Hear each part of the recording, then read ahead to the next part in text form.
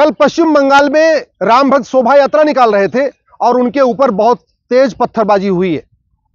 बहुत सारे राम भक्तों का सर फट गया है और भी बहुत सारे घायल हैं, उनका इलाज चल रहा है। याद रखिए, यह पश्चिम बंगाल में हुआ है। पूर्वी बंगाल तो पहले ही बांग्लादेश बन चुका है। दुर्योधन का ननिहाल गंधार तो पहले ही अफगानिस्तान बन चुका है। भरत का ननिहाल कैके पहले ही पाकिस्तान बन चुका है। और यह पश्चिम बंगाल के मुर्शिदाबाद में हुआ है, जहां हमारा 51 शक्तिपीठ में से एक शक्तिपीठ है कीर्तेश्वरी, जहां माता का मुकुट गिरा था।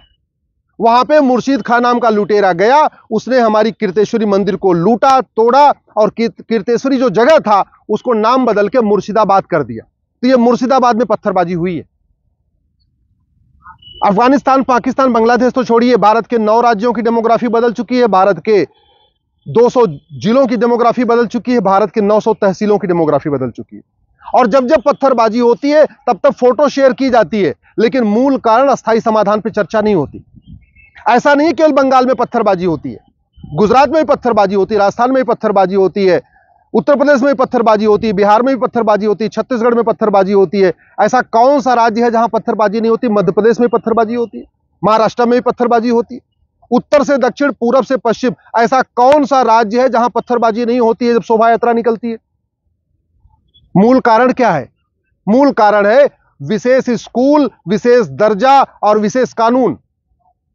पत्थरबाजी को रोकना है, सबसे पहले जो मजहब के आधार पर कानून बने इनको खत्म करना पड़ेगा। जो मजहब के आधार पर स्कूल चल रहे हैं इनको बंद करना पड़ेगा। जो मजहब के आधार पर विशेष दर्जा दिया हुआ है इसको खत्म करना पड़ेगा। किसी जैन स्कूल में नहीं सिखाया जाता केवल भगवान महावीर ही पूजा के योग्य है। किसी बौद्ध स्कूल में नहीं सिखाया जाता केवल गौतम बुद्ध ही पूजा योग्य है। किसी सिख स्कूल में नहीं सिखाया जाता केवल गुरु ग्रंथ साहिब ही पूजा योग्य है, केवल गुरु ही पूजा योग्य है। किसी गुरुकुल में नहीं सिखाया जाता केवल ब्रह्मा ही पूजा योग्य है या विष्णु ही पूजा योग्य है, भगवान शंकर ही पूजा योग्य है। किसी गुरुकुल में नहीं सिखाया जाता केवल राम ही पूजा योग्य है, केवल कृष्ण ही पूजा योग्य है, या केवल माता दुर्गा, लक्ष्मी, सरस्वती ही पूजा योग्य है, या केवल भगवान गणेश ही पूजा योग्य है। लेकिन भारत के सभी मदरसों में सिखाया जाता है केवल अल्लाह ही इबादत के लायक है, दूसरा कोई इबादत के लायक नहीं है। और अजान में 5 बार लाउड स्पीकर से कहा जाता है केवल अल्लाह ही इबादत के लायक है। सारे क्रिश्चियन जो मिशनरी स्कूल हैं उसमें सिखाया जाता है केवल गॉड ही, ईसा मसीह ही प्रेयर के ये लायक है, दूसरा कोई प्रेयर के लायक नहीं। ये जो भारत में चल रहा है, नफरत का बीज यहां से आता है। अगर कोई हिंदू भी अपने बच्चे को बचपन से सिखाए केवल हनुमान जी पूजा योग्य है, केवल हनुमान जी पूजा योग्य है, दिन में 5 बार यही सिखाता रहे, तो हिंदू का बच्चा भी कट्टर हो जाएगा, जिहादी हो जाएगा, मजहबी उन्माद फैलाएगा। तब उसको भी कोई ये नहीं पसंद आएगा कि हनुमान जी के अलावा कोई दूसरी किसी और की पूजा होनी चाहिए। ये मजहबी उन्माद का मूल कारण है, जो दिन में 5 बार कहा जाता है ला इलाहा इल्लल्लाह, अल्लाह के अलावा दूसरा कोई इबादत के लायक नहीं। मजहबी उन्माद का मूल कारण है मदरसा, जहां बार बार सिखाया जाता है केवल जो मुस्लिम है वही जन्नत में जाएगा, जो गैर मुस्लिम नहीं है वो काफिर है, वो नरक में जाएगा, वो जहन्नुम में जाएगा। ये जो मदरसों में सिखाया जाता है ला इलाहा इल्लल्लाह, अल्लाह के अलावा दूसरा कोई इबादत के लायक नहीं है, यह है मजहबी उन्माद का मूल कारण, यह है पत्थरबाजी का मूल कारण। तो अगर पत्थरबाजी रोकना है, जिहाद रोकना है, मजहबी उन्माद रोकना है, सर्वधर्म संभाव कायम करना है, वसुधैव कुटुंबकम कायम करना है, नारी तू नारायणी का भाव आगे बढ़ाना है, देश की एकता अखंडता मजबूत करना है, तो भारत में 10वीं तक समान शिक्षा लागू करना पड़ेगा। 1 nation 1 education board, 1 nation 1 syllabus, 1 nation 1 curriculum. पत्थरबाजी रोकना है, जिहाद रोकना है, मजहबी उन्माद रोकना है, सबसे पहले यूनिफॉर्म सिविल कोड लागू करना पड़ेगा, इस शरीयत एक्ट खत्म करना पड़ेगा, क्रिश्चियन मैरिज एक्ट खत्म करना पड़ेगा। जो दुनिया भर के मजहब के आधार पर अलग अलग कानून है, इनको रोक के 1 नेशन 1 सिविल कोड बनाना पड़ेगा। अगर वास्तव में मजहबी उन्माद रोकना है, पत्थरबाजी रोकना है, जिहाद रोकना है, तो चीन के जैसे 1 नेशन 1 पुलिस कोड बनाना पड़ेगा, 1 नेशन 1 एविडेंस कोड बनाना पड़ेगा, 1 नेशन 1 जुडिशियल कोड बनाना पड़ेगा। भारत में यूपी की पुलिस अलग तरीके से काम करती है, छत्तीसगढ़ की पुलिस अलग तरीके से काम करती है, कश्मीर की पुलिस अलग तरीके से काम करती है, बंगाल की पुलिस अलग तरीके से काम करती है। क्यों? क्योंकि पुलिस राज्यों के अधीन है और वो सत्ता की गुलाम है। कानून 1861 वाला चल रहा है। जब तक 1 नेशन 1 पुलिस कोड लागू नहीं होगा, पुलिस स्वतंत्र और निष्पक्ष होकर काम नहीं कर पाएगी और पत्थरबाजी होती रहेगी। वास्तव में अगर हम चाहते हैं जिहाद रुके, मजहबी उन्माद रुके, कठोर कानून बनाना पड़ेगा और one nation one evidence code बनाना पड़ेगा, नार्को पॉलीग्राफ ब्रेन मैपिंग कानून बनाना पड़ेगा, इलेक्ट्रॉनिक एविडेंस को कानूनी दर्जा देना पड़ेगा और one nation one judicial code बनाना पड़ेगा। 1 साल के अंदर मुकदमों का निपटारा हो, इसके लिए हर हालत में जजों की अकाउंटेबिलिटी तय करना पड़ेगा। अगर हम चाहते हैं जिहाद रुके, मजहबी उन्माद रुके, तो जो दुनिया भर का ये बैंकिंग के जरिए फंडिंग आ रही है उसको रोकने के लिए एक यूनिफॉर्म बैंकिंग कोड लागू करना पड़ेगा। खाड़ी देशों से बहुत मोटी फंडिंग होती है भारत में जिहाद फैलाने के लिए, मजहबी उन्माद फैलाने के लिए। अगर वास्तव में हम चाहते हैं कि जिहाद रुके, मजहबी उन्माद रुके, भारत बचे, भारत की संस्कृति बचे, तो हम दो, हमारे दो, सबके लिए लागू करना पड़ेगा, एक समान जनसंख्या संहिता लागू करना पड़ेगा। अगर हम चाहते हैं भारत बचे, भारत की संस्कृति बचे, जिहाद मजहबी उन्माद रुके, तो घुसपैठियों और उनके मददगारों कि 100% प्रॉपर्टी जब्त करने, घुसपैठियों और उनके मददगारों की नागरिकता खत्म करने, घुसपैठियों और उनके मददगारों को 20 से 50 साल की सजा देने के लिए कानून बनाना पड़ेगा। तू मैं करने से ना घुसपैठ रुकेगा, ना धर्मांतरण रुकेगा, ना जनसंख्या विस्फोट रुकेगा।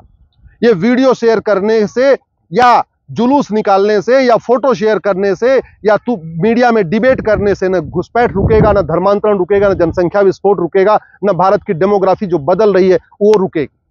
अगर हम वास्तव में चाहते हैं कि भारत संस्कृति मजबूत हो और ये जो मजहबी उन्माद फैलता है, तो हमें चीन से सीखना पड़ेगा। एक यूनिफॉर्म सिटीजनशिप कोड बनाना पड़ेगा, समान नागरिकता संहिता। यूनिफॉर्म सिविल कोड का मतलब समान नागरिक संहिता, यूनिफॉर्म सिटीजनशिप कोड का मतलब समान नागरिकता संहिता। भारत में इतने आतंकवादी हो चुके, जिहादी हो चुके, मजहबी उन्माद फैलाने वाले, अवैध जमीन पे कब्जा करने वाले, लेकिन आज तक किसी की नागरिकता खत्म नहीं हुई क्योंकि कानून महाघटिया है 1955 वाला। तो ये जो सिटीजनशिप एक्ट है इसको बदलना पड़ेगा, एक नया हमें यूनिफॉर्म सिटीजनशिप कोड बनाना पड़ेगा, भारतीय नागरिकता संहिता बनानी पड़ेगी। जो आदमी भारत को न माने, भारत की संस्कृति को न माने, भारत की परंपरा को न माने, भारत का त्योहार न माने, भारत के विचार को न माने, वसुधैव कुटुंबकम को न माने, वंदे मातरम को न माने, नारी तू नारायणी को न माने, भारत की संस्कृति को न माने, उसकी नागरिकता खत्म करने के लिए कानून बनाना पड़ेगा। एक बात याद रखिए, भगवान राम ने कहा था भय बिन होय न प्रीत। विदुर जी ने कहा था सठे साठ्यम समाचरित। जब तक सठे साठ्यम समाचरित सिद्धांत को नहीं अपनाएंगे, भगवान राम के भय बिन होय न प्रीत सिद्धांत को नहीं अपनाएंगे, भारत में न अराजकता रुकेगी, न मजहबी उन्माद रुकेगा। आखिर चीन में पत्थरबाजी क्यों नहीं होती? चीन में धर्मांतरण क्यों नहीं होता? चीन में अवैध घुसपैठ क्यों नहीं होता? चीन में ड्रग स्मगलिंग क्यों नहीं होती? चीन में सड़क के किनारे अवैध निर्माण क्यों नहीं होता? चीन पे सड़क पे कब्जा क्यों नहीं होता? क्या चीन का शासक ज्यादा अच्छा है क्या? नहीं, चीन का नियम कानून ज्यादा अच्छा है। एक बात याद रखिए, दवा बदलने से बीमारी ठीक नहीं होती है, डॉक्टर बदलने से बीमारी ठीक नहीं होती है, दवा बदलना पड़ता है। अगर डॉक्टर बदलते रहेंगे, दवा नहीं बदलेगी, किसी भी प्रकार का अपराध कम नहीं होगा। और यही कारण है, चाहे बीजेपी का शासन हो, चाहे कांग्रेस का शासन हो, जहां सपा का शासन है, जहां बसपा का शासन है, किसी का शासन हो, पत्थरबाजी नहीं रुकती, पत्थरबाजी होती रहती है। हाँ, ये अलग बात है कि उत्तर प्रदेश में बुलडोजर चला दिया जाता है, वो अलग बात है, वो तो रिएक्टिव है, घटना हो गई उसके बाद बुलडोजर चला दिया, वो अलग बात।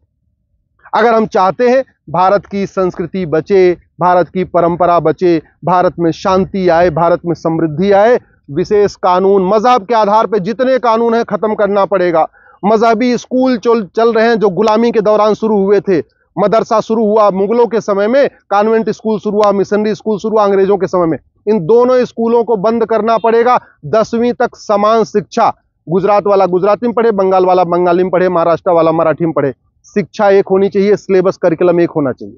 भारत में शांति, समृद्धि, एकता, अखंडता मजबूत करना है तो 10वीं तक सिलेबस भी एक करना पड़ेगा और वेद को पढ़ाना पड़ेगा, रामचरितमानस पढ़ाना पड़ेगा, रामायण पढ़ाना पड़ेगा, भगवत गीता पढ़ाना है।